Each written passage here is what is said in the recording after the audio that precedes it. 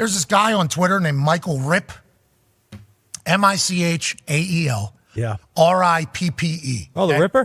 Hey, is that what they call him? Yes. Riper? That's what I believe. He's some chief Ripper. something officer for some Bitcoin poker thing.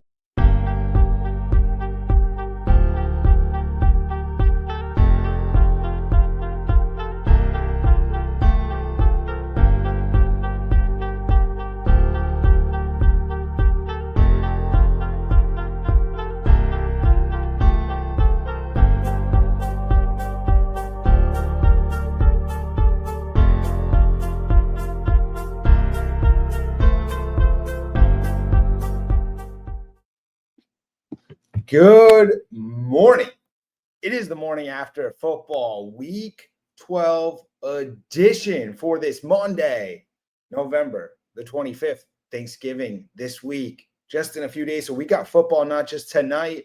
We had football yesterday, but we got football on Thursday as well. 3 games this Thanksgiving. It's going to be awesome. But you know what's awesome? It's being here talking football. That was yesterday. A great show today. We're going to go right into NFL with TB. He's going to join shortly. Got a lot to talk about. Resident Eagles fan. We saw the Eagles on Sunday Night Football. They looked incredible. Saquon Barkley. Wow. As much as you think we've seen Saquon Barkley reach heights that we weren't seeing in New York, levels that are really, really high and top tier, he's done it again.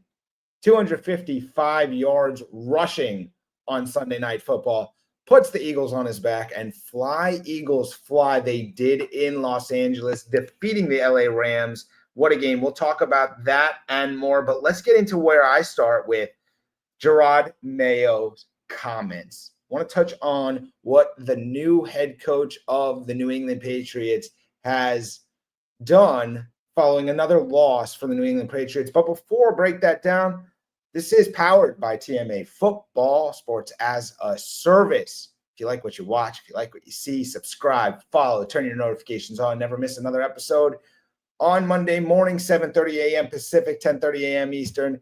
It's great to be here with you. And we know fantasy season is revving up. There's just a couple weeks to the playoffs. In fact, I'm in the playoffs of the Scott Fish Bowl. That already started. This is the first week of that wild card round. We'll see how we do. But there is no fantasy guest today because I wanted to break down the real games and I wanted to talk about the real action. Save the fantasy for later. So I just want to touch on what I said before. Again, thanks for listening, watching. If you're on Instagram, if you're on YouTube, or right here live on X. That's right. X is taking over the world. If you're not on X, join it. That's where you get the information quicker than anywhere else. That's where you can get information no matter what you're doing, what you're watching, and what you need.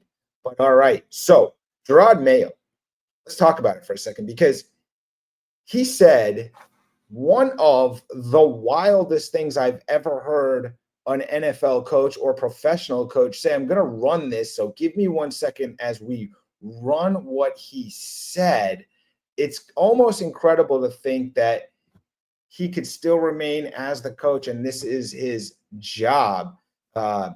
So hold on. Let me pull this up for you. I was not exactly prepared, but I just need to talk about this for a second. So here's where we are.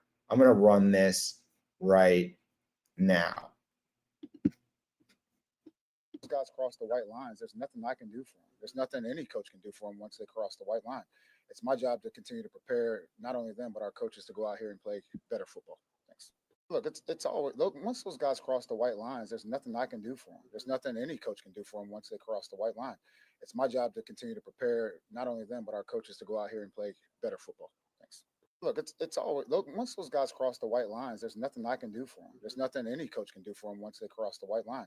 It's my job to continue to prepare not only them but our coaches to go out here and play better football. Thanks. Look, it's always look. Once All right. So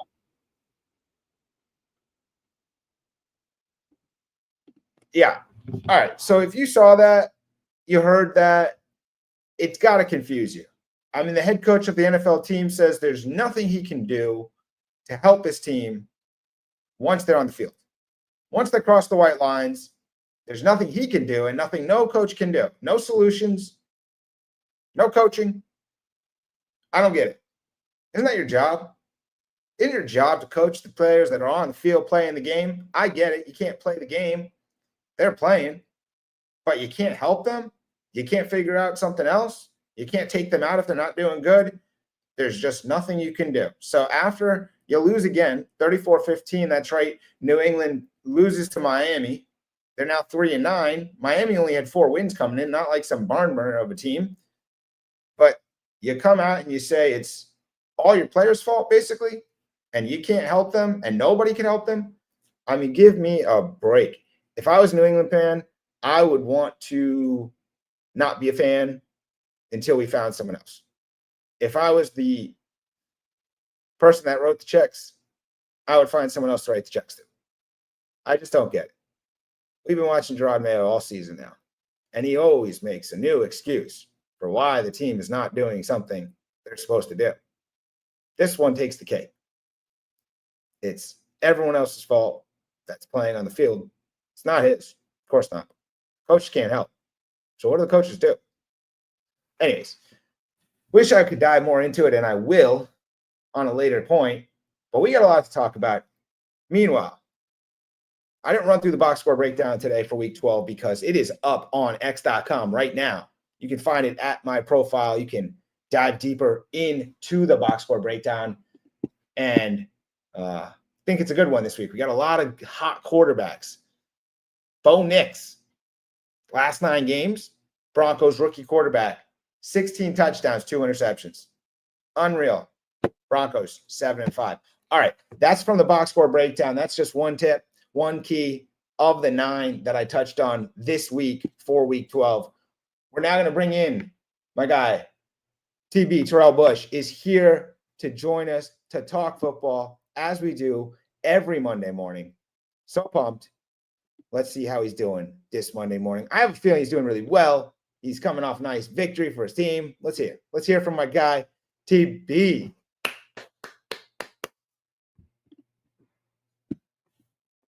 How we doing, TB? Man, I was muted, guys, but I was clapping on entry because, as you guys know, I'm an Eagles fan, and my guys took care of business last night. So I'm feeling great, like you said, Rip. I'm feeling great and ready to kick it off, man. Where are you, man? Is that a background or is that your place? This is Los Angeles now. So, look, normally we do the show from Las Vegas. Now we do the show from Los Angeles this morning. Mm-hmm. So, yeah, I'm on the West Coast, very west. I am limited on sleep, very limited. If you follow my Instagram, you'll know why. Don't need to put that out for everyone. But anyways, does not matter. We're here to talk football. And I started at the top of the show to say we're going to have to dive into the Eagles stuff because we got resident Eagles fan here. You've been locked in on it, and we saw some great performances. But before we dive in, just let us know the latest on where we can find your stuff and where everyone can follow. For sure. So you guys can follow me on X at TerrellBush05. I think I should change that, Rip. I got Twitter. Maybe I should make it as X, but TerrellBush05, and you can follow at Pro Football Post, where we post all the latest information. The stream has been going crazy, especially today, coming off of week 12, and, we're finishing that off and capping that off tonight. So whole bunch of articles, whole bunch of information we're putting out there. So make sure you guys follow at Pro Football Post on X and me at BTB Sports on Instagram as well for the latest on all of our shows that are going on. So ready to get going, Rip. Let's do it. All right, man. I'm so ready to get going. All right, let's just go right to where there's a lot I want to talk about with you today. But specifically, let's start where we finished off last night, and that's Sunday Night Football. Said at the top, the Eagles fly. They win again, and they win on the backs of, I think, what looks like the best running back in football with another incredible performance from Saquon, 255 rushing yards, over 300 total yards. And he just looks, he looks otherworldly right now. So tell us what you're seeing, how you're feeling, and what does it look like for the future for Philadelphia Eagles fans? Because people are not paying that much attention. I mean, the Eagles are 10-2. 9-2, man. 9-2, especially after last night's win. I mean, we're just handling business, and it's the way that that the business is being handled, right? We understand what the strength is of the football team now. Post by, being undefeated since then, 7-0. And the reason being is because we're more physical at the point of attack, right? The offensive line, and Saquon Barkley credited the offensive line yesterday, and he said, the versatility of the offensive line, being able to run block, being able to pass block, being able to zone, counter block, left, right, being able to pull guards. It doesn't matter. We can do it all in terms of our offensive line. And that's big time for a running back like Saquon Barkley, who for his career overall, he hasn't had that flexibility to be able to lean off of his offensive line. But now you can really see how talented of a running back Saquon Barkley is. I mean, yesterday going 26 carries for 255 yards and 2 touchdowns, an Eagles single game record and 9th most ever in a single game in NFL history. And 302 all-purpose yards is also an Eagles franchise record. I mean, and he has the most scrimmage yards in his first 11 games with the new team via ESPN. He has second most to Eric Dickerson with 1,600 yards. I mean, he leads the NFL with 30 rushing. He leads the NFL with the most rushing yards for 30-yard gains, 40-yard gains, 50-yard gains, and 50-yard touchdowns. The list could go on and on, Rick, but we don't have time to list off how dynamic he's been this year. But all credit to Saquon Barkley and the way we're able to play off the defense as well, because you got to give credit to the defense also. Yeah, look, the list really could just keep going. And I'm almost here for it. I mean, look, another number. He had 26 carries on Sunday night, and he averaged 9.8 yards a carry for the game. I don't even know if those are Madden numbers. That's insane. First down. Damn near first down per carry, Rip.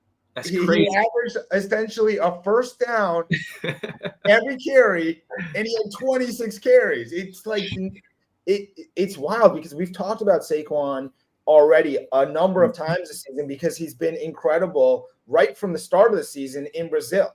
And yet it's like he continues to amaze and do more and more. It's really it's special, and we're lucky as not just as for Eagles fans, but as NFL fans to see the special talent that he is really get to shine. And it's a beautiful thing to see it in Philadelphia because obviously Joe Shane truthers out there might want to turn away when Saquon's playing, and Giants fans because they continue to miss what he's doing. But it's awesome to see, and like you said, Eagles 9-2. I was looking at this. You look at the schedule and you go, this could be a 14-15 win team, right? Like It surely could, Rip, and it's because they found their identity. Remember, early in the season, you were asking me what's going on after 2 straight losses earlier in the season. Saquon had dropped that pass on Monday Night Football against the Atlanta Falcons, and they drive down and ultimately scored, and we come back and lose to the Tampa Bay Buccaneers. So things weren't looking right, but it's why weren't they looking right? And I feel like the bye week in week 5 couldn't have come at a more perfect time. And since then, it's been Jalen Hurts' passing attempts have gone down, and Jalen Hurts and Saquon Barkley's rushing attempts and the team's rushing attempts have gone up. So they understand their identity offensively, playing off of the run game, and defensively, man. I mean, they're one of the top defenses in the league, especially since the bye week. But they're one of the top defenses in the league. I mean, shout out to Brandon Graham, man. Tough injury yesterday. Tore his tricep. That'd be big, man, because he was giving us one more year. We got all of our OGs, all our legends that are, year by year, Fletcher Cox last year, Jason Kelce last year, who are now being, retiring. And now BG was someone who was looking to retire after this year, but he was just playing so well, especially at his age, and the defensive line throughout has been playing well. So it just sucks to see a veteran like him go down. But ultimately, man, I mean, just from the head coaching staff to the players on the field, man, everything is just given a great vibe. And it's similar to a couple years back when they reached the Super Bowl. Yeah, you're right. The vibes are really immaculate at this point, and a bummer for BG to go down. But the young cornerbacks, Cooper DeJean, Quinion Mitchell, and play. I mean, these guys. I mean, the one thing I keep coming back to when I think about this Eagle squad is what a great job Howie Roseman has done with not just the signing of Saquon Barkley, but the drafting. Year after year, and just putting together a team that has elite level talent across the board. So 100%. And Rip, you got to credit just to piggyback over those points, and we could close out here. But just the ability to draft as effectively as they did, coming off of your point, man, they still had Brandon Graham. They still had Fletcher Cox. They still had Jason Kelce. And they drafted all of those guys' replacements to be looked after from those legends. So you got Jason Kelce for Cam Jurgens. You got Fletcher Cox for Jalen Carter and Jordan Davis, and Brandon Graham for Nolan Smith. And all of those guys now are developing, and they're developing they were developing. We didn't just have to throw them into the fire and have them produce. No, we let them develop, let them learn from those guys. And it's paying its dividends now, as we can see, because those guys up there in that defensive line are looking good. And in the back end, even Quinyon Mitchell, Darius Slay, Quinyon Mitchell, Cooper DeJean, they're looking after those veteran guys. So they're developing on their own time, but it's perfect timing for this team overall. It really is. Last thing, and then I do want to move on from this, though. Saquon, MVP candidate, what do you say? I think you got to throw him in the mix for sure, Rip, for sure. I mean, man, the way, because we look at the Philadelphia Eagles week after week after week, and their offense isn't being able to produce. And then all of a sudden, boom, we just see a Saquon Barkley 50-yarder. Boom, we see a Saquon Barkley 40-yarder. He's making these timely big plays and having these crazy performances for running back position. I mean, earlier in the season, we were looking at Derrick Henry as a potential MVP candidate. Now that switched completely with Saquon Barkley, but he's taking it even up a notch from where he was earlier in the season. So he's definitely an MVP candidate, and it'll be good to see, as the weeks go on, how he can continue to produce, because if we have a running back as an MVP, that would bode well overall for the NFL. Yeah, 100%. I think he definitely deserves to be not only a strong candidate, but really in the conversation to win the award. Let's see what happens down the stretch. But the Eagles are rolling; they're 9-2, and then where do you have him right now, Rip? Say that again. Where do you have him right now? I need a little time today to Allen at number 1 last week, coming off of his big win. So what do you have? Quite honestly, it's hard to say. The Ravens, they're playing tonight. I want to see what looks like. I want to see the Ravens Chargers Monday night game. But sure. I've got Saquon in my top 3 right now. It's got to be Josh Allen, Lamar Jackson, and Saquon.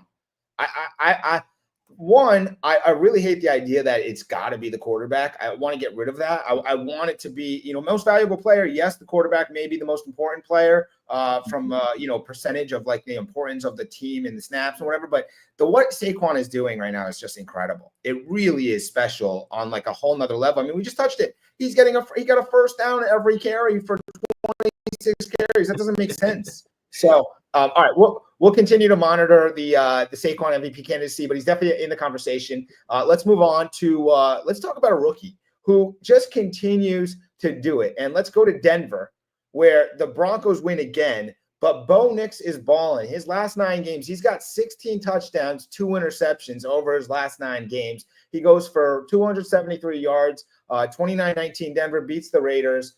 2 touchdowns. I mean, he's been just really competent and just smart with the football. And that Broncos team is rounding into form. You can say who they're playing isn't great and all these other reasons why they're doing what they do, but they got a strong defense. They've got a professional head coach in Sean Payton. He's done it before. And now they have a rookie quarterback who everyone said, he's too old and stuff. I mean, granted, he's only 24. That's so old in the NFL as a quarterback. But I kid. The point is, Bo Nix, what are you seeing? And are we to take the Broncos even more seriously? I mean, because now they're currently in the playoffs in the 7th seed right now out west, but maybe they get more. I mean, what are you seeing out of Bo Nix and the Broncos? Bo Nix and the Broncos, man, taking the league by storm, and Bo Nix is slowly creeping up and may have the lead for Offensive Rookie of the Year as he's been able to kind of gain ground on Jaden Daniels these last couple of weeks. Like you alluded to, man, since September, I mean, Bo Nix, 16 touchdowns, 2 interceptions, and the Broncos have a 5-3 record. I mean, it's sitting in 3rd place right now in that AFC, but like you said, they're in the playoff picture right now, but that defense too overall, man, they're the 3rd best total defense from before yesterday. These are before yesterday, and I'm sure it may go down depending on, how they rank it, because yardage wise, they didn't do well yesterday, especially in the pass. But I mean, 7th against the pass, 6th against the run, 3rd in red zone defense, and 2nd overall in scoring defense. Sean Payton has those guys flying around to the football, and that defense was good, in years past. But now, because Sean Payton has a hold of them and the scheme that they run, like they're flying around. I mean, you got Pat Surtain who could shut down the side of the field, and you only got to worry about the middle and the left side. I mean, that bodes well overall for that defense. But going back to Bo Nix, he's playing really good football, man. And like you said, he spent time in college. He's a little older at 24, but he's a little more polished coming out, right? He's able to have a little bit more time in college to perfect his game and perfect his craft, and you see it year one. And I think general managers and front offices may want to pay a little bit of attention to that.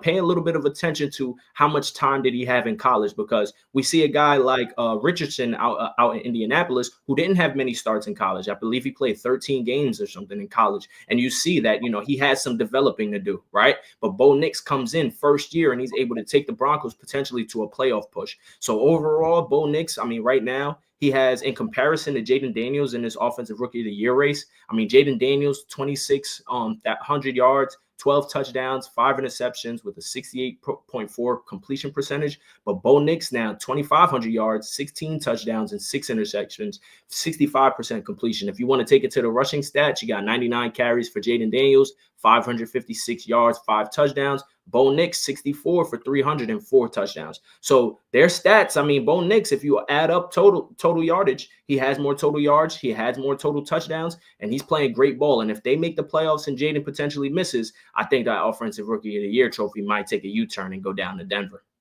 Wow, you did that. That was professional right there. Take a U-turn. That's right. This conversation just took a U-turn because yeah, that was incredible. Yeah, it's interesting offensive rookie of the year campaign. So shout out to the Broncos. We don't need to talk much about the Raiders, but yeah, Bo Nix doing his thing out there. And right there in the conversation is for offensive rookie year, Bo Nix and Jayden Daniels. Let's talk about Jayden Daniels and the Commanders. What happened against those Cowboys? That fourth quarter was wild yesterday. You touched on the offensive rookie of the year conversation with Bo Nix and then Jayden Daniels, but let's just talk about what's going on in the, the NFC East better than anybody. We just talked about the Eagles, so let's talk about what we saw here. Cooper Rush throws 2 touchdowns. There was a kick return from Kevontae Turpin, which is incredible. Hits the spin, and then you get the onside kick return. You got the kicker can't make an extra point, Austin Seibert. So, what was your takeaway from Washington, Dallas? I think overall, the comeback in the fourth quarter was beautiful by the Washington Commanders, and sadly was cut short by their kicker, man. Kickers have just been killing teams this year. I'm talking extra points. You're talking chip shot field goals that guys are missing, and it's tough to see when you rally as a team and then you get your kicker out there missing a chip shot, man. It's tough for them down in Washington. Me as an Eagles fan, I didn't really care about the outcome of the game. So I'm glad the Commanders lost. Actually gives us a little bit more of a lead in that NFC East. But when we talk specifically about the Washington Commanders, I think their early season, you kind of see it with Cliff Kingsbury offenses, right? You get to around this time of the year and suddenly it starts to slow down. Not necessarily sure if it's weather related, not necessarily sure if defenses are figuring out some of the schemes that he runs, because Cliff Kingsbury runs things it's just a lot of eye candy, right? You got motion here, you got behind the center motion, you got motion up behind the screen. Like, it's just constant motion and easy completions. And for Jayden Daniels, early in the season, we saw he was setting those record-setting completion percentages. But now post-injury too, because remember he had that rib injury against Carolina, he hasn't looked the same. And not necessarily sure if it's due to the injury, but I just know that they're not looking as prolific as they have earlier in the year. And I'm not sure if that's credited to Cliff Kingsbury and defenses figuring them out a little bit, or Jayden Daniels just dropping down a little bit from that injury, that rib injury that was bothering him. But overall,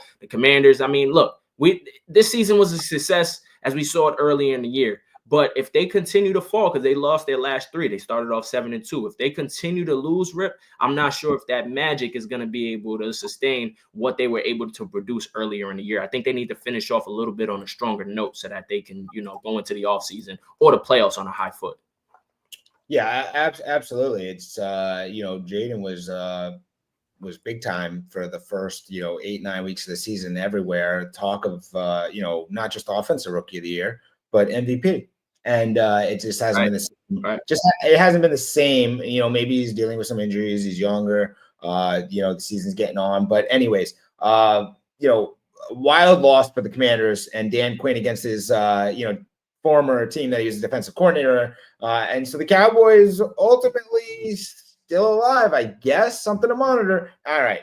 Anyways, let's stick with the NFC team and another NFC matchup between sort of traditional powerhouses, traditional names, and the Packers 49ers. And what's going on in San Francisco? It looks like the roller coaster is completely downhill for a while now. Christian McCaffrey came back a couple weeks ago and has not looked great. Brock Purdy sits. they're, Nick Bosa's out. They've run out of players at some level, but they're also just, not playing well. Fred Warner said he was embarrassed on yesterday's performance, and the Packers win 38-10 over the Niners. So what are we to take away from both? Let's start with the 49ers. For sure. So the 49ers, I mean, when you continue to run it back with a team that's consistently getting to the cusp of winning a championship, getting to the cusp of the NFC championship and losing, it's so many times you can run it back before you just run out of steam, right? And I feel like we're kind of seeing that from the 49ers. I mean, specifically this year, when you talk about the injury bug that has plagued them, I mean, you got Brock Purdy out yesterday, Bosa out, and Trent Williams out throughout the year. You got Brandon Ayuk, who's going to miss the rest of the year, and you just paid him. You invested heavy on your prized possessions in terms of Debo and Kittle and Ayuk, and now you're looking to pay Purdy down the line. I mean, how many times can you run this thing back? I mean, it's the first time being under 500 in week 12 or later since 2020, and it doesn't look like this is a reboot. Some decisions may have to be made in the offseason. I don't think it's an implosion position that they're in. I don't think they need to blow it all up. But I think just this year specifically, when you talk about the injuries that's being faced, like you said, Christian McCaffrey coming back and not looking the same. I mean, he doesn't look like he's healthy enough right now, Rip. I mean, when you got 2 Achilles, 2 calf injuries, I mean, that's tough to come back from. It's tough to find your footing. It's tough to find your speed.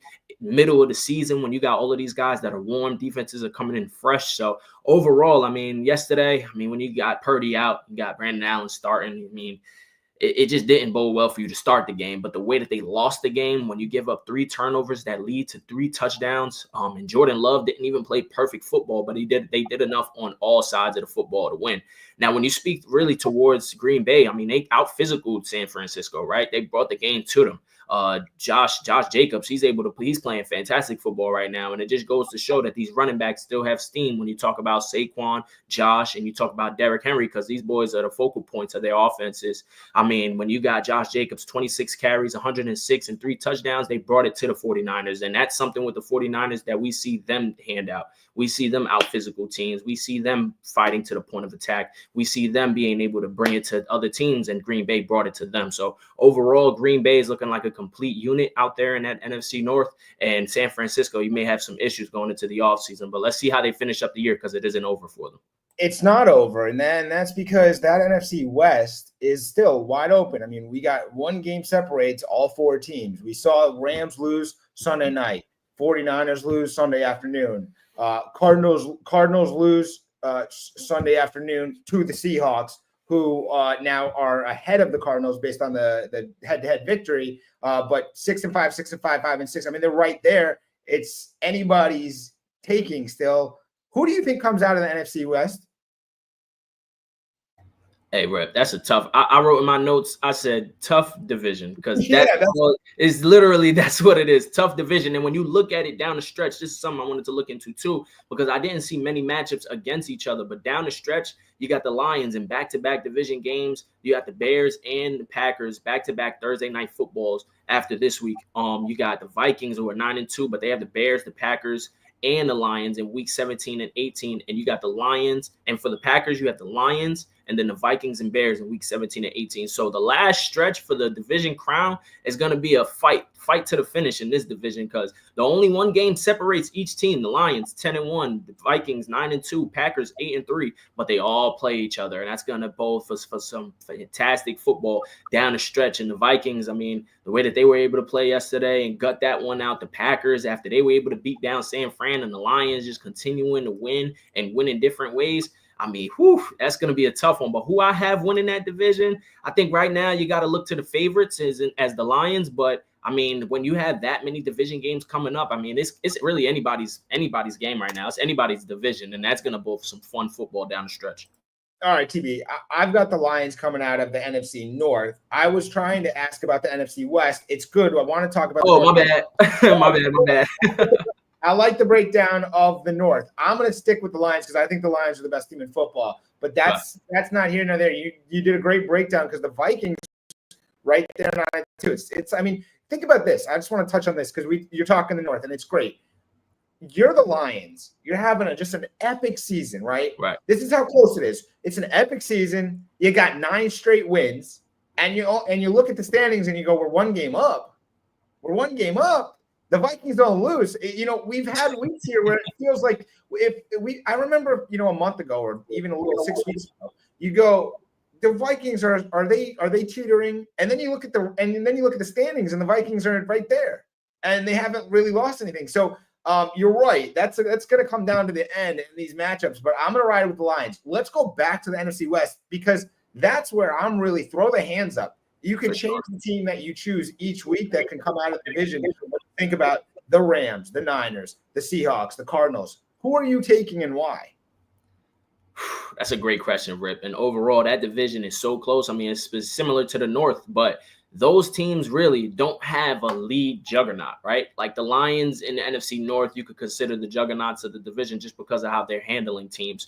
But the way that Seattle's playing, the way that Arizona's playing, the way that San Fran is playing, and the way that LA is playing, I mean, you don't really know. It could flip any point of the week. I mean, the Seattle now leads, but I mean, next week it could be the Rams. The week following, who knows? San Fran could catch their footing and lead. So ultimately, go ahead, Rick. You know what this is like? This is like if you go to the sporting event and you got the little races around the thing with the little mascots, and it's ultimately like you have no idea how it's going to end, because if you go anyway, there's no rhyme or reason. But you're locked in on when you say that, and the division is literally so tight with all these teams, and one team is good one week and not. But you said the point about the juggernauts in the NFC North. I just want to say, like, the Vikings, the Packers, they're all juggernauts if they're in the NFC West dominating, but they're in the NFC North, so they're behind the juggernaut of the Lions.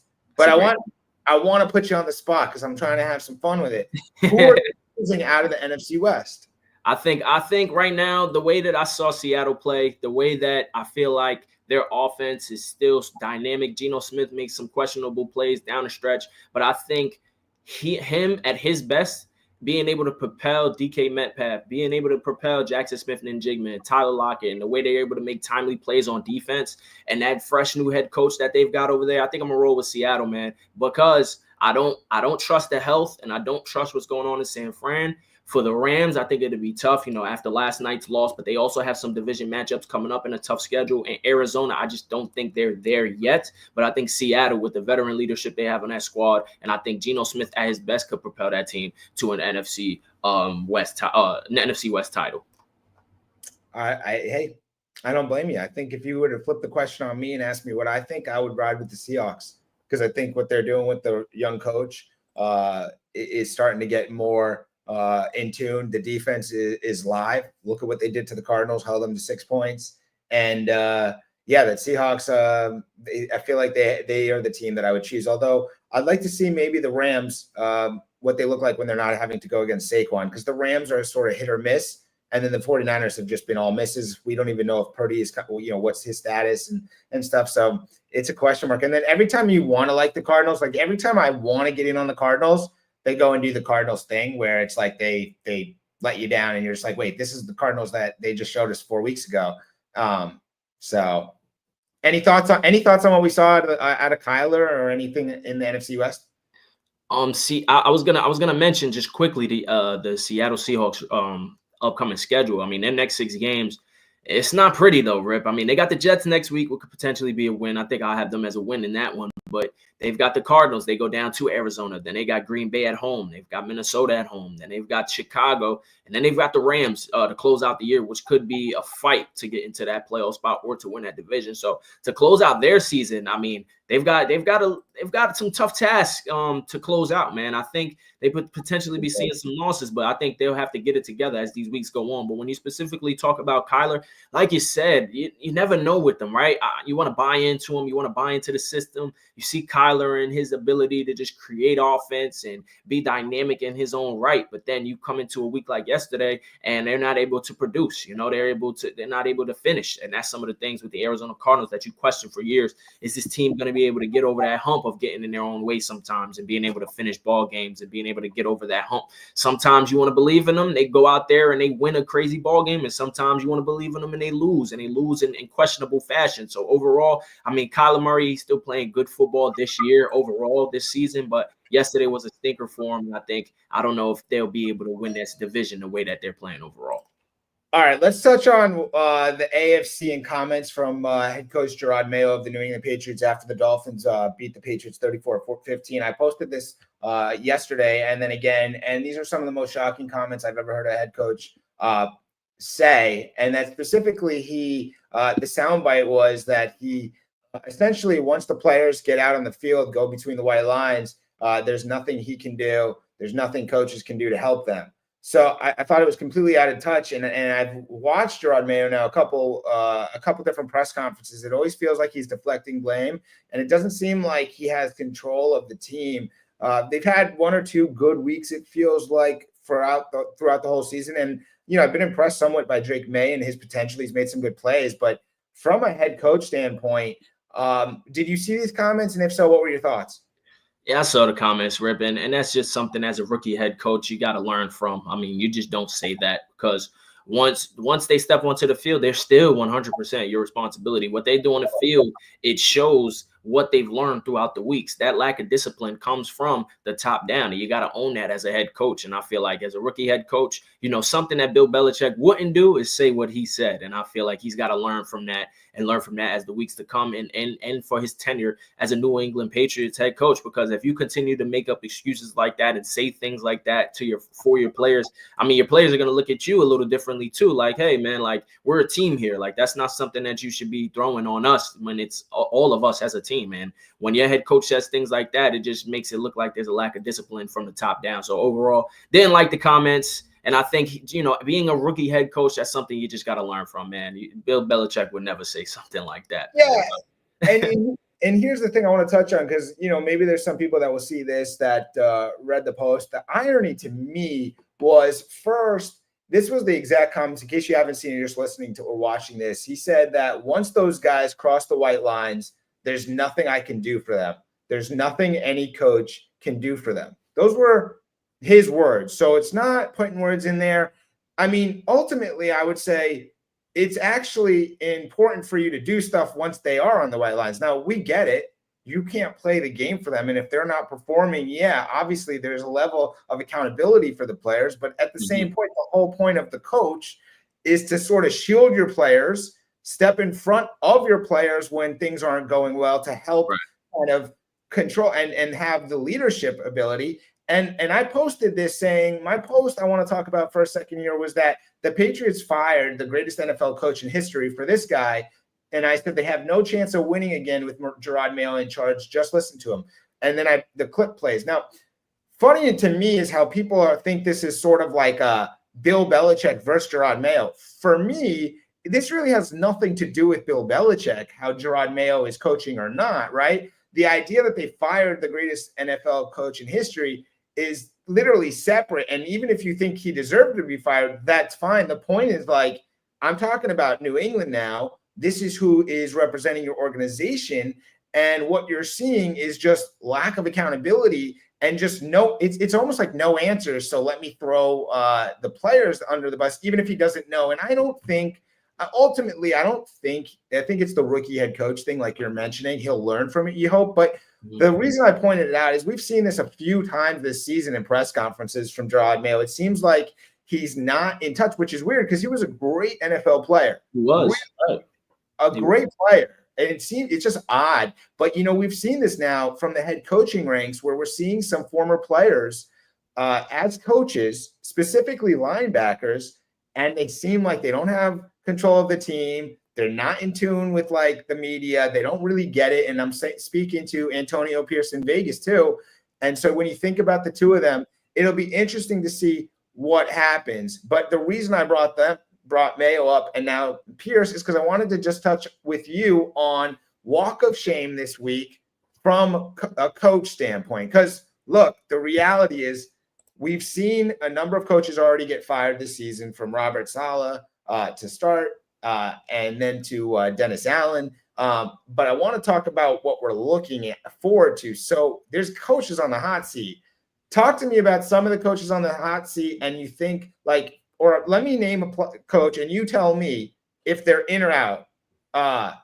Let's start with these coaches I named. Let's start with Las Vegas, Antonio Pierce. He's on the hot seat, but is he coming back next year? I think he is on the hot seat, but I think he does come back next year just because of where they'll end up picking in the draft. And I believe he'll have a short leash going into next year, depending on how this rookie quarterback coming in does to start. I think with the pressure now on Denver being placed from Denver now, with them having Bo Nix and the Chargers having Justin Herbert, and now you got, of course, Kansas City, of course, having Patrick Mahomes. I mean, when they get that quarterback, if they get that guy and he's still not producing, I think definitely he'll be on the hot seat, and it's going to be a short leash, and he might be out of there to start the season if it doesn't start well. Yeah, 100%. And imagine if they get Shedeur Sanders, though. Could Prime be coming? I've been floating that idea. But anyways, okay. You don't think Gerard Mayo is one and done in New England, do you?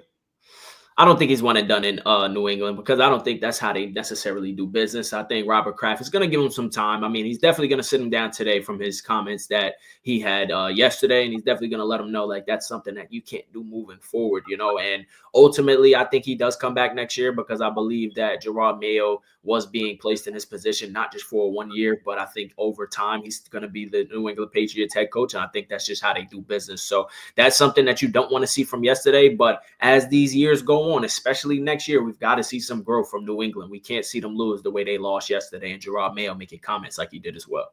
Two more AFC edition here. Let's go to Cincinnati. Zach Taylor. Oh, that's a good one. That's a good one. I think he's also someone with a very short leash, because each year, Rip, why are they consistently starting off behind the 8 ball? Why are they consistently starting off 0-2, 0-3, 1-4? You can't continue to start games years like that when early in the season is when everybody's most motivated, because that's when football is just starting. We're ready to get out there. We're ready to kick ass, and we're ready to do this thing. And why are we consistently losing games with all of the talent that we have at our disposal? So I know they have to make some changes in the offseason, and I think they will. But Zach Taylor, if you don't start off fast next year, and the way you end this season is also crucial, I think it might be another short leash for him as well. But I think the hot seat is definitely hot for him. All right. So far you have everyone coming back. Last AFC coach, Doug Peterson. Oh no, I think he's out of there, Rip. I think he's out of there. That's the one that I'm gonna say he's out of there. The way that they look, man, and that Trevor Lawrence contract, you got to look way better than how Jacksonville looks now. So he's out of there. All right. So right now, because I want to monitor this as we actually end this season to see how many coaches actually get their walking papers this end of the season. So you've got Doug Peterson out. I think that's a formality, and I'm with you. I heard rumors that Kevin Stefanski was given, already the word he's back. So I'm not even going to ask you. Let's move to the NFC, and let's start in the NFC East. Let's start in Dallas. Mike McCarthy. I think yesterday, and I wrote this down as well, if he would have lost yesterday the way that they were up late in that ball game and the way they would have lost potentially if they went into overtime, I think his leash would have been cut short this season, potentially maybe even after that. I don't think after yesterday he would have been fired, but I think end of season, the way that they lost last night, it wouldn't have bode well for him. So overall, I think especially the way Jerry Jones talks about Mike McCarthy and the vibes that he gives off, it doesn't give off like he's going to give Mike McCarthy this year and then he's going to cut him off. I think he's going to bring him back next year, but I think Dallas has to take a step in the right direction, whatever that may be, and definitely get back on track from what they are this year. So I think ultimately he's on the hot seat, but he won't be fired in the offseason. I don't see it. All right, let's go to New York. Brian Daboll. Brian Daboll is a similar situation to Antonio Pierce. I feel like they're going to bring in a guy. They're going to bring in his guy because remember, Daboll came in and knew Jones was already there, not his guy. So with the draft position that they will be in, ultimately, hopefully selecting a quarterback that they like, and could be Cam Ward, could be Shedeur, whomever they pick. And if they start off flat next year, especially the way Malik Neighbors was commenting on it yesterday, man, I mean, he's unhappy. The vibes are not good. And I mean, the way that you get Daniel Jones out of there, but then you still look suspect still with Tommy DeVito. I mean, Tommy DeVito is not, anything to write home about necessarily. But overall, you bring in your quarterback, Brian Daboll, you got to do something next year. So I think he is on the hot seat, but they're going to give him a year. An additional year. I mean, look, I'm a very generous person, Rip. I don't generous. You're generous right now, but that's all right. I mean, you come on some of these. I think you're a little crazy on some of these, but let's keep it moving. I want to see which ones you think I'm crazy on, Rip. Which ones you think they're out of there?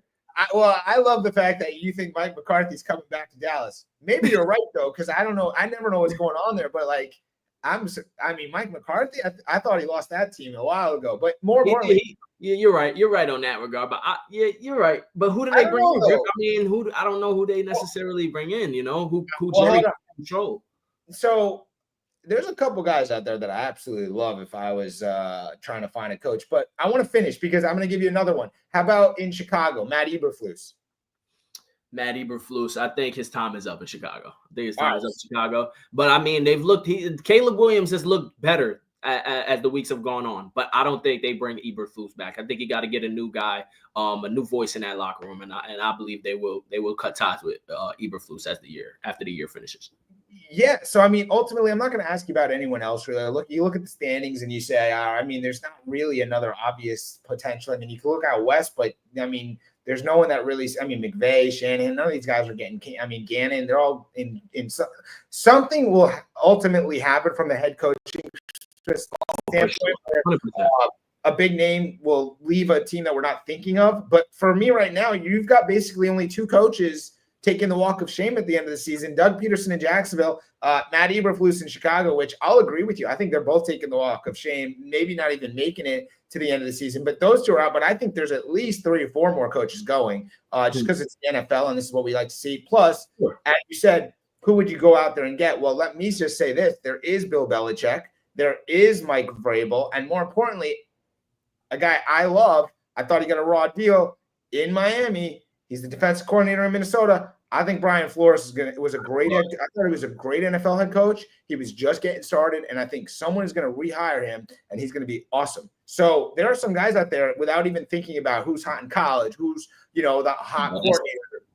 That is true, Rip. That is true. I like Belichick. I like Vrabel, and I love Flores for sure. I like all 3 of those candidates. But for Dallas specifically, I don't know if any of those guys are Dallas material when you look at Jerry Jones and how he likes to do things. You know, he's the guy up top, right? And then he likes to control who's ever in that head coaching position. And he likes to give him a long tenure, so a pretty good tenure. I mean, Mike McCarthy's been there, 4 years? I mean, he's had 12-5 seasons before this. I mean, last year was a tough playoff loss to the Green Bay Packers at home.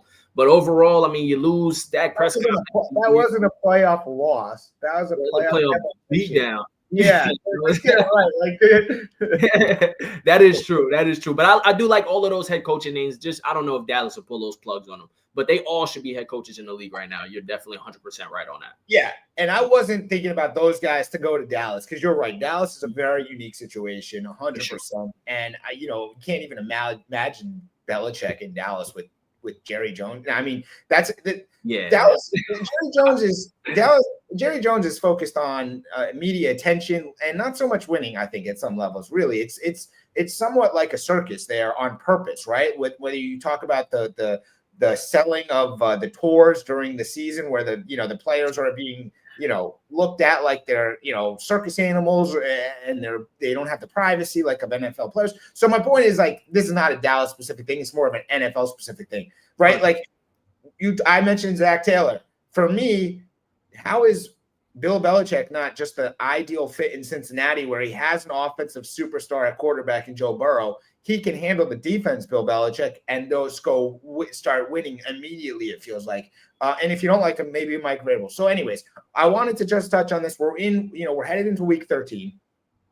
We're getting close to the end of the season as far as regular season, and we've got about a month and a half left. And then we're going to start, we're going to see this stuff come hot and heavy. And so I want to get ahead of it a little bit and see your thoughts on it so I can really see where we're going with our conversations and what you're seeing. All right. That's been, we're way over, which I want to make sure you got the time. So sorry. All right, cool. What else or anything you want to share that you took away from week 12? Let's talk about the Vikings a little bit more, right? And the way they were able to win with Justin Jefferson not producing the way that we know him to produce, but the others around him that were able to produce. And for the Vikings, that was something I wanted to look at, right? When you look at them earlier in the season, the defense was playing phenomenally, and you got Sam Darnold that was an early regular season MVP candidate, right? They came back down to earth a little bit, but we're still winning games, and the way they were winning games were in different fashions. You got the defense balling out. or you got the offense balling out. You got Justin Jefferson going crazy on the numbers and the statistics. But then, like yesterday, I mean, you get Aaron Jones, who goes over 100. You got Jordan Addison, who goes over 150 and a touchdown, and TJ Hawkinson, who they've been waiting for, who goes 7 receptions for 114 yards. And Justin Jefferson goes for 27 yards total, 2 catches for 27. So, I mean, when you're able to win a ball game, when your star-studded, the best receiver in the league, doesn't even have himself a day, and the way they were able to gut it out, even though they almost lost it, though, but they were able to rally. And Kevin O'Connell spoke to it and said this is the most special group that he's been around, you know, from coaches to the players. And overall, when you have that team camaraderie and you gut out games like you did yesterday, I mean, down the stretch, they'll need that in a tough division when they have a lot of division matchups coming forward. So I'm really excited. That's why I brought it up early and I jumped to it. And I know I jumped over the NFC West, but I'm really excited for this NFC North showdown we're going to have as the weeks come, man, because it's going to be really fun down the stretch. Yeah, I mean, just looking at that Viking schedule, they finish, you know, as you said, the last 2 weeks, Packers and at Lions. I mean, can you imagine at Lions for the division? Maybe for the top seed, who knows what could be going on. But yeah, I mean, you look at the Viking schedule as you're talking, I'm watching too. It's like, you know, they lost to the Lions 31-29. If you flip that result, it's the Minnesota Vikings that are 10-1 and not 9-2, and the Detroit Lions that are 9-2 and 10-1. And like, I know, you know, we know Minnesota's 9-2, but I don't know if people are so caught on like they're that close. You know, 2-point loss to Detroit where you just flip it and they are the team that's on top in the NFC. So really, really impressive, especially except, you know, everybody loves what we're talking about here from a Minnesota standpoint, unless you had Justin Jefferson on your fantasy team. You're wondering what happened. Where are you at, my guy? Because you know, usually Justin Jefferson shows up every game and balls out.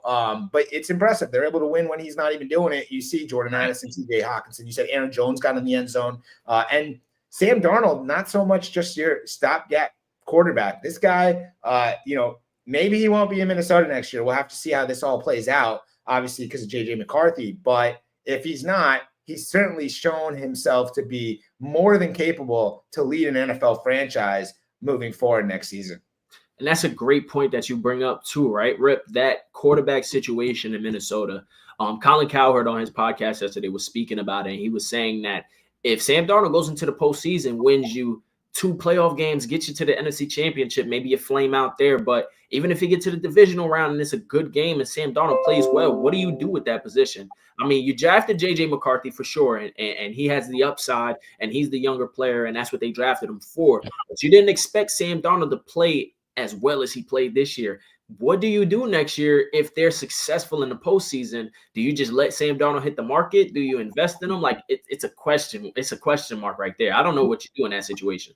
It is. It's a question mark.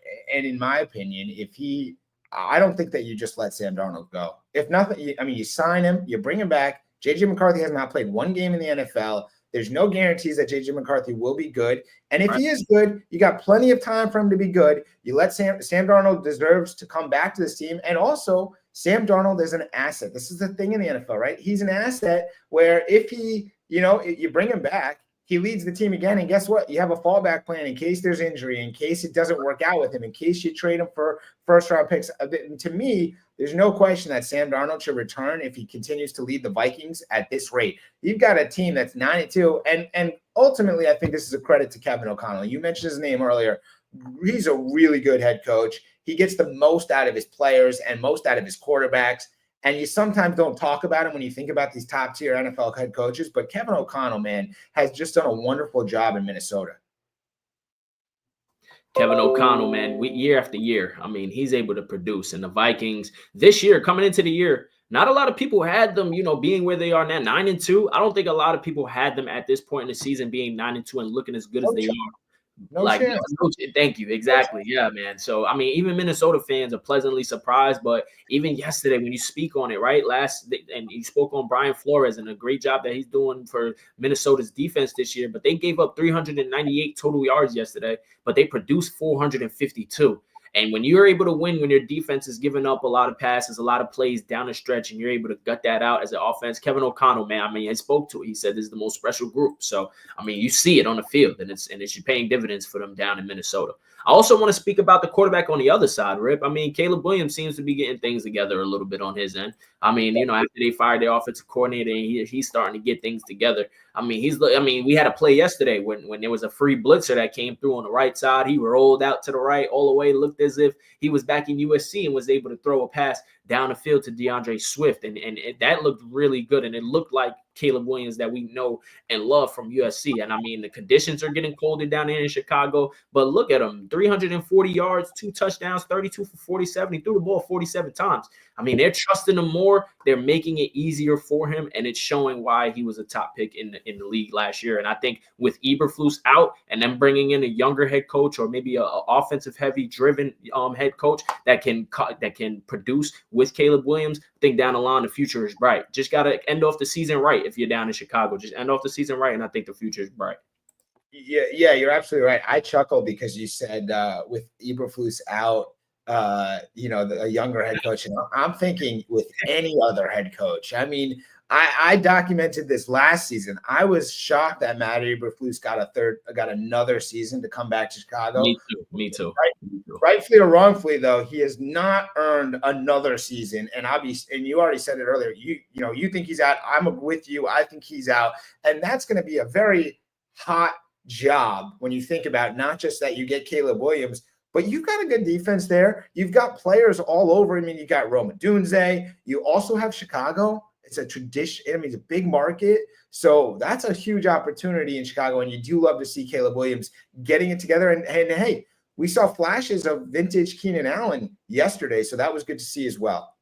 And they've got, like you said, they got the talent. Just shore up the offensive line, and you've got something. I mean, Caleb, he likes to be able to work off of, play action. He likes to scroll out and use his athletic ability and make the big plays down the field. For him to be able to do that, you need offensive linemen, and I think they'll invest in that this offseason, and we'll see a different Caleb next year. More of what we're seeing in these recent weeks of him on the field. I think his performance will continue to go upwards. All right, last thing for me, I didn't touch on it. What do you make of, and we haven't done this at all, the Dolphins and Tua? Tua, since he returned from concussion, he's got 11 touchdowns, 1 INT. Summer's calling him Hot Tua.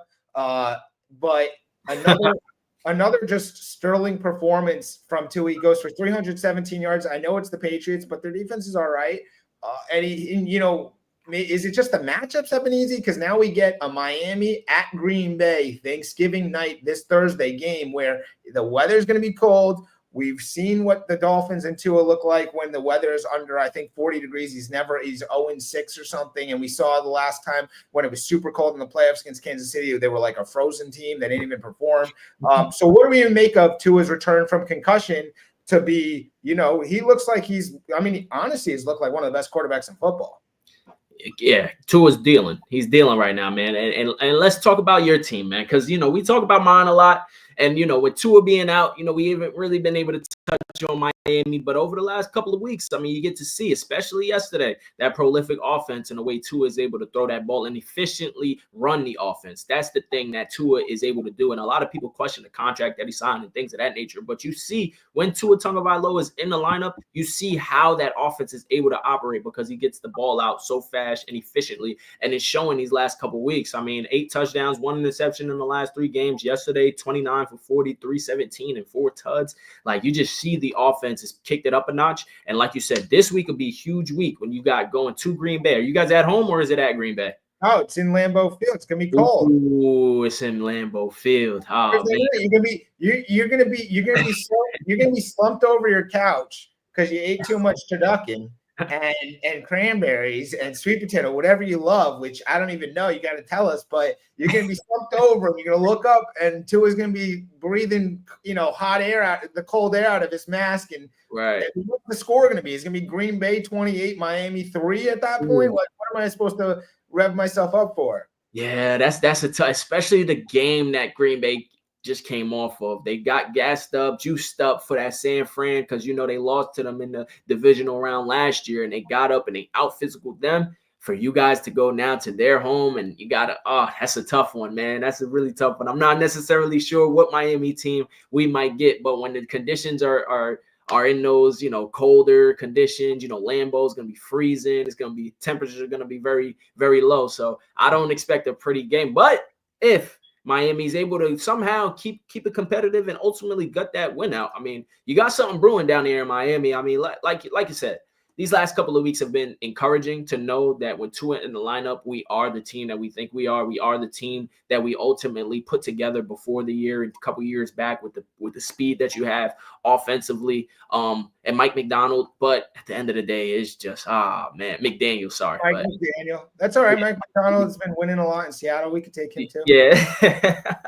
But ultimately, it'll be tough, man. That Thursday game will definitely be tough. And that's the night game, too. That's a tough one. But we got Lions. We got Lions Chicago to start the day, though. So that'll be fun. That'll be fun to start Turkey Day, man. Yeah, we got Lions Chicago. Then you got Dallas and New York. That'll be, go to sleep, take your nap. Yeah, take your nap. And then Miami and Green Bay. And that's just enough for the Dolphins to get a little bit of hope for the season to then blow it in Green Bay. I'm ready for it. I don't expect much out of Miami this week. But anyways, anything else you want to share with us, TB? I mean, quickly as we end off, I mean, when you take the first pick and the second pick of last year's draft, talking about Bryce Young and CJ Stroud, I mean, Bryce Young is looking better these last couple of weeks. And that was somebody that I had wrote down for the Walk of Shame, potentially trending upward, though. And it's Dave Canales out there in Carolina for them to be able to keep that game close yesterday and keep it entertaining to the end. And they almost had a chance if it wasn't for Mahomes' heroics down there in the fourth quarter in the last couple minutes of the game. They could have potentially won that game. So I had a couple of my friends that were down in that game that spoke highly about Bryce Young and the way that he's been able to operate this offense for the last few weeks. I mean, it looked like they were. Go ahead. He's playing better. No, he is. He is playing better, man. And that's something, and we took a lot from the benching of Bryce Young, right? We took a lot from, they're benching him. Are they going to move on from him? You took him so high. How can you move on from him? But at the same time, sometimes you need a little kick in the ass, right? You need a little benching. You need a little, sometimes just take it back a notch, see things from a different perspective, see how the offense is operating with Andy Dalton at the helm and see what he's doing to make it go. Because we saw as soon as Andy was in that offense, I mean, against the Raiders, and we saw how they were able to kick it up a notch into the second gear. So ultimately, Bryce Young's playing better. He's looking better. Hopefully they build off of this and they can continue to bring in pieces to help him out.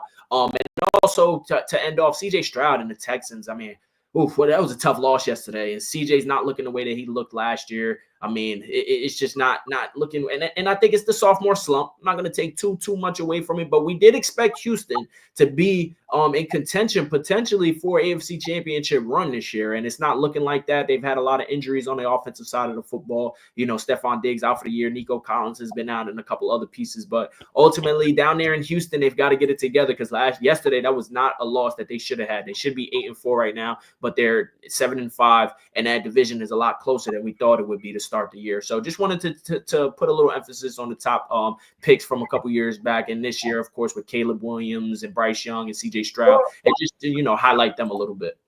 Yeah, no, I think it's a good thing to highlight. And of course, it just goes to show you got to give some of these guys time, and it changes. I mean, right now, if you're going to say who's been playing better football the last few weeks, I think you have to go with Bryce Young over CJ Stroud. And everybody was all in on CJ Stroud after year one. He's hitting a bit of a sophomore slump here. So we'll see. We got a lot of time left, but the Texans division makes it so that they can afford some of these, hiccups and stuff because they're not really competing with anyone that's putting pressure on them. They can keep losing and they're still winning the division. All right, it's Thanksgiving week. We're going to see you next week, but what are you doing? Like, what's your favorite Thanksgiving dish? Man, you got to go with mac and cheese, man. Can't go wrong with the mac and cheese. Got a little turkey, a little stuffing, a little yams, peach cobbler, man. We got a lot of stuff on this side. So lasagna, of course, man. So my plate's going to be full, man. I don't know if I'm going to wake up in between that Cowboys and Giants game and that Miami and Green Bay game, but I'll definitely have my eyes on it all and looking forward to the Thanksgiving meal. Of course, Rip, what's yours? Yeah. My favorite dish is, of course, the sweet potatoes. You throw some cinnamon on that. They give me the yams and do it up. But I'll tell you what, The reason I want to get that is first, wish you a happy Thanksgiving, you and your family and everyone you celebrate with. And of course, everybody watching you too. To me, Thanksgiving has always signified my favorite holiday. In fact, it might be my favorite day of the year. And simply because it's the one time of the year, in my opinion, that everybody feels like they're working together. Everybody is talking about what they ate and trying to share this dish. Oh, you got to try, auntie's dish. You got to try my mom's dish. You got to try this. Everyone's trying to share. And so I just love the spirit and the energy. And then you got the football. Granted, this year they're giving us a 3-hour nap period. That's the Dallas New York Giants game. So just check your local listings, find that window for what time kickoff is, take your long nap. After you watch Detroit, Chicago, then you wake up for Miami, Green Bay, you stuff your belly all day, and you have a great Thanksgiving, and it's going to be a great day. It's going to be a great day, Rip. Glad you included that. And to end off, man, definitely a great day. I mean, I've got family coming in. My sister, she goes to the University of Virginia, so she's coming back home. My cousin goes to the University of Albany. She's coming back home. My cousins just made the basketball team. My little cousin just finished up soccer season. So everybody just coming together, and just sharing it under one roof and just eating and enjoying, watching football, drinking some wine. It's going to be a great day, and it's something that I look forward to every year. So glad you threw that in there, Rip, and I hope you have a great time with your family, man. Appreciate it. Yeah. Love that. And hopefully we'll get a photo of the Bush family from Thanksgiving. See how with your plates and stuff. We'll throw it up next week. But we will see you next week for the morning after week 13. We're getting close. We might have some teams clinch. There's teams that Buffalo could clinch the AFC East next weekend. It's crazy. We're going to be in December. Next week, I think it's December 1st or 2nd. So we're into December next week. So looking forward to it. Again, have a great holiday week, and we'll see you next time. Same to you, Rick. Appreciate you and everybody listening. Hope you enjoy your holidays. Absolutely. So that is the guy, Terrell Bush. He is just killing it. Make sure you check his stuff out. Pro Football Post, of course. Follow him on X, even though he calls it Twitter. We'll give him a pass. It is X. It's the same thing. You can find him at Terrell Bush 05. And he's here with me every Monday morning. You might have to change his name the morning after with Mike and T or something different, because there's no one better to talk football than with my guy TB. So pleasure to do it again this week. Shout out to everyone watching across the different streams, whether that's Instagram, YouTube, X. We're live, more than 245 views across the different platforms. And of course, my guy Terrell's links are also zooming out to people. So you love to see it. Love to be with you. We're going to hold off on fantasy this week because kept it too real. Had a lot of stuff to deal with outside of the football. We're back with another guest for week 13. Get you ready for your playoff matchups. If you're in the playoffs or about to be, then you're not going to want to miss. Get a little Q&A, and we'll see you next time for week 12 of the NFL season. We got a doozy tonight on Monday Night Football. We got the Harbaugh Bowl, the Chargers, the Ravens, Jim, John, Herbert, Jackson. Definitely check it out. And we'll see you next Monday morning, 7:30 a.m. Pacific, 10:30 a.m. Eastern. Have a good one.